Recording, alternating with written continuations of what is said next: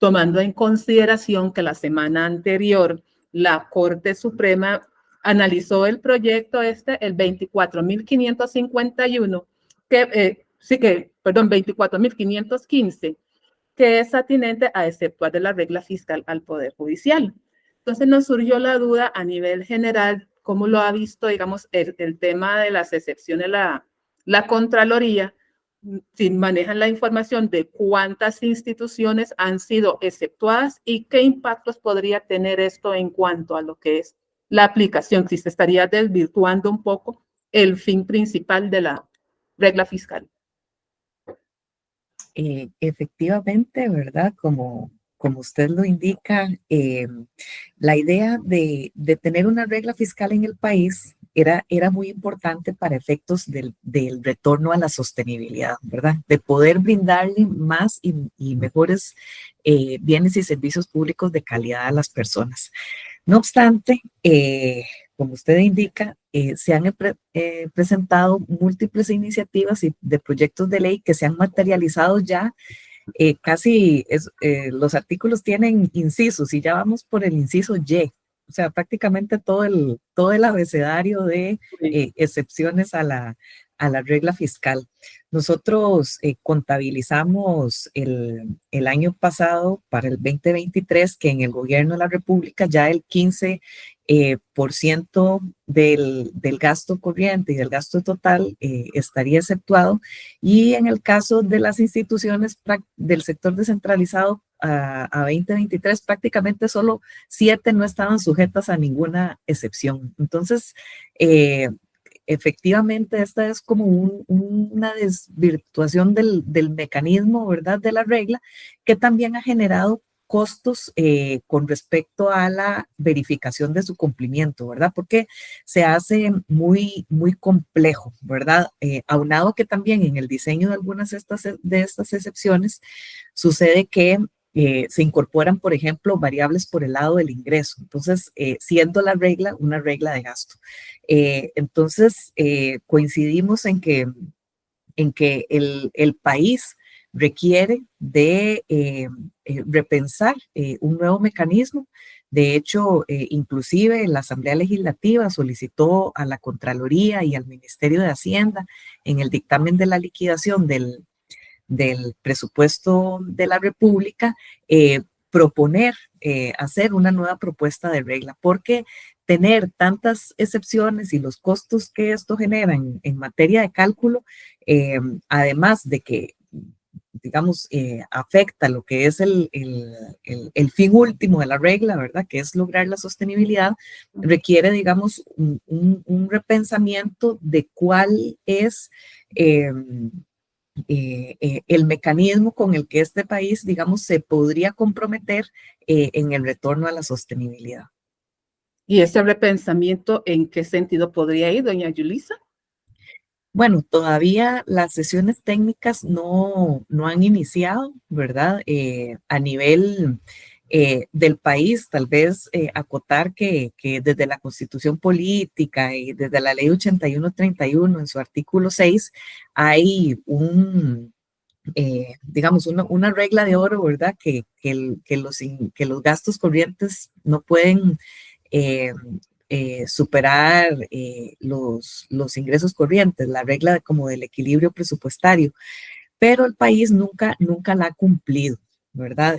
Solo en 36 años, solo en el 2007 y en el 2008, se logró cumplir esta regla, y por eso fue que el país se decantó por un retorno a la sostenibilidad con una regla de gasto de forma gradual, ¿verdad?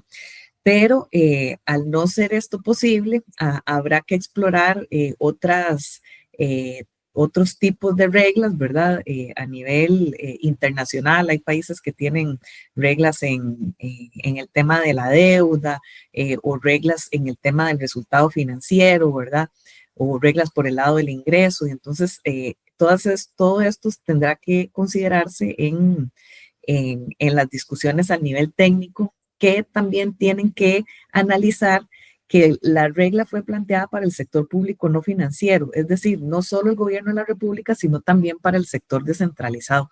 Y los mecanismos de presupuestación en estos sectores tienen sus diferencias. Entonces, la regla que se proponga deberá considerar que tiene que ser aplicable en ambos sectores. ¿Qué considera que ha fallado en la aplicación de esta regla fiscal que entró en vigencia en el 2020 con la ley de reforma a las finanzas públicas? En su momento no se pensó bien, digamos, los aspectos que debería involucrar esta regla, ¿o qué pasó ahí? Bueno, en el primer año de aplicación de la regla, que fue el año de la pandemia, fue un año muy atípico, que inclusive implicó eh, aplicar las cláusulas de escape, ¿verdad? Porque las reglas fiscales tienen que tener cierta flexibilidad dependiendo de lo que suceda con la actividad económica. Entonces, en ese primer año hubo un cumplimiento de la regla de forma total, no así en la parte de las municipalidades. Ya en años subsiguientes, lo que es el cumplimiento en el gobierno no se logró en lo que fue el gasto corriente. Eh, aquí juegan factores como realmente el control del gasto que pueda tener el gobierno, porque el gasto se ejecuta en distintos ministerios. Entonces, esto tiene que tener un seguimiento muy constante para asegurarse de que al cierre del ejercicio se va a lograr ese gasto. También en el resto de las instituciones del sector descentralizado, estas situaciones tienen que darse. Y la regla establecía un mecanismo de sanción en caso de incumplimiento. Sí, lo que sucede fue que en el 2022 hubo un cambio en el decreto de aplicación de la regla fiscal inconsistente con lo establecido en la norma, y a partir de ese año la Contraloría en su dictamen emitió una opinión denegada porque no existían criterios consistentes y razonables que permitieran llegar a conclusiones fiables sobre el cumplimiento o no de la regla fiscal. Entonces, también este otro mecanismo, que si bien tal vez pudieran haber otros, ¿verdad? No necesariamente una sanción, dejó de aplicarse. Con estas excepciones que se han aplicado, doña Julissa, entonces el deterioro en las finanzas públicas no ha decrecido. En el ejercicio 2022 empezamos a observar una relativa mejoría, ¿verdad? En lo que fueron los resultados fiscales, ¿verdad? El financiero y el balance primario. Pero ya para el 2023, este resultado, digamos, empieza a ser un poco menos favorable. Entonces, por ejemplo, si tuvimos un superávit primario de 2,1 en el 2022, para 2023 ya este fue solo de 1,6. Igual con el déficit financiero. El déficit financiero había sido de 2,5 en el 2022 y aumentó a 3,3 en el 2023. Entonces, efectivamente, en lo que son los resultados, estos traen una tendencia a desmejorar. ¿Qué incidió ahí? ¿Qué aspectos incidieron en ese desmejoramiento? Bueno, se presenta para el 2023 una situación en los ingresos, producto, digamos, del ciclo que tiene el impuesto sobre la renta. Este decae de forma significativa para el 2023, además de lo que fue la aprobación de la ley del marchamo, y en los últimos tiempos también la aprobación de muchas otras leyes que erosionan los ingresos fiscales. Entonces, si bien ha habido como un control del gasto por el lado del ingreso. Estos, digamos, ya, ya digamos como que se agota, ¿verdad? Todos los rendimientos que proveía la reforma de la ley 9635 y además con la implementación de la ley marco de empleo público y el pago de algunos rubros rezagados de años anteriores, eh, ha generado que el gasto en estos rubros también se incrementen, ¿verdad? Entonces, por ejemplo, lo que es la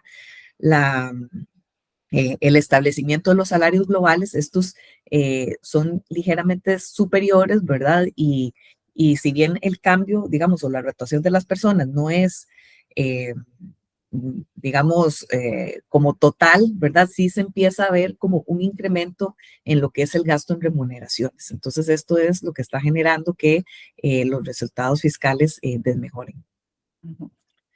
Doña Julissa, también hay, digamos, algunos sectores como ese, del sector social específicamente, como es educación, salud, DESAF, que se han venido quejando de estas restricciones, ¿verdad? En el sentido de que indican de que no les permite crecer para abarcar a la mayor cantidad de población o beneficiarios.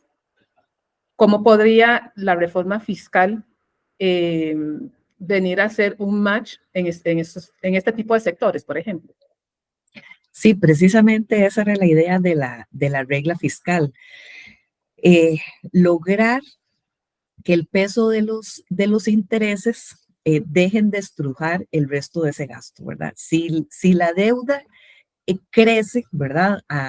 Como venía creciendo, eso significa que el pago de los intereses es cada vez mayor y empieza a estrujar el resto del gasto. Entonces, con la aplicación de la regla fiscal, la idea era poder disminuir el peso que tiene el pago de los intereses de la deuda para permitir que el resto del gasto corriente, y como usted menciona, el gasto social, pudiera tener un mayor margen. En este momento, digamos, estamos precisamente como en el límite. Ahora en el 2024 todavía probablemente estemos cerrando el año con un nivel de deuda ligeramente superior al 60% todavía en el escenario de, y los intereses se mantienen pesando alrededor de un 5% del Producto Interno Bruto. Entonces, la idea es poder seguir, digamos, consolidando este tipo de resultados para abrir esos espacios. Y esos espacios también pasan por una priorización y redistribución de las prioridades país que se definan en este tipo de gastos sociales que usted menciona. Si tendríamos que hacer, digamos, una especie de valoración, doña Julissa, digamos, en estos 4 años, bueno, casi 4 años de aplicación de la regla fiscal, ¿qué calificación obtendría? Eh, del gasto, ¿cuál? No, de la aplicación de la reforma fiscal, ¿qué calificación podría lograr darse? Digamos, Sí, ahora 4 años. sí, la reforma rindió, digamos, la reforma tenía cuatro componentes, ¿verdad? Que era la modificación en el impuesto al valor agregado, ¿verdad? Que esto generó, ¿verdad? La eliminación de esa economía dual en materia de que el sector de servicios no estaba pagando impuestos, ¿verdad? Al valor agregado. Y esto mejoró de forma significativa. También generó un ligero cambio en lo que fue el impuesto sobre la renta, el de la regla fiscal, que tal vez si bien no se ha aplicado en su totalidad, sí ha tenido un efecto en frenar el gasto corriente, y la parte de la ley de salarios, que logró también de tener como con la nominalización de los incentivos salariales, de tener ese incremento inercial que traían las remuneraciones. Entonces, la reforma logró, digamos, en un momento eh, eh, clave, ¿verdad? Que el país, digamos, estaba en crisis, generar los resultados que se requerían, pero eso no dejaba de hacer ver que se tenían que continuar generando las reformas estructurales para que el ingreso y el gasto tengan, digamos, ese equilibrio que permitan que se puedan brindar los bienes y servicios a todas las generaciones, no solo las presentes, sino también como las futuras.